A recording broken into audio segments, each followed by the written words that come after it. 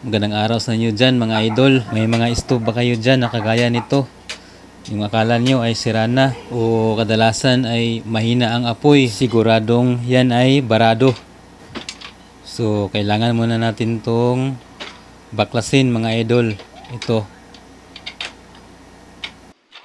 Kasi habang tumatagal kasi yung mga stove natin is may namumuo na mga dumi yan sa loob. Kaya humina yung mga apoy. So pag-ihip natin ay meron namang hangin na lumabas. So ito yung pinaka problema talaga. Kailangan natin tong baklasin. Tingnan natin to kasi meron tong maliit na butas dun sa loob. Hindi naman pwede natin tusukin yun pabaliktad kasi ganun din. Hindi makawawala yung dumi niya sa loob. Kaya kailangan baklasin.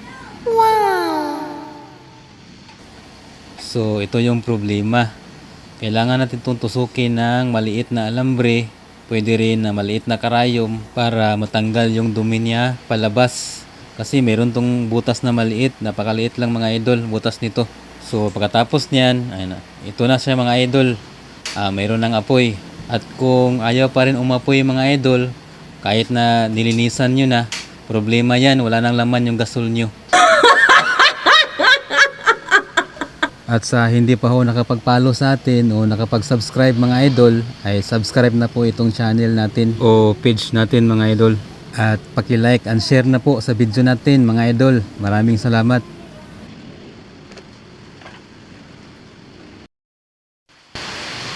So okay na mga idol. So naabutan tayo ng gabi pero nasolve natin yung problem. So yun lang mga idol.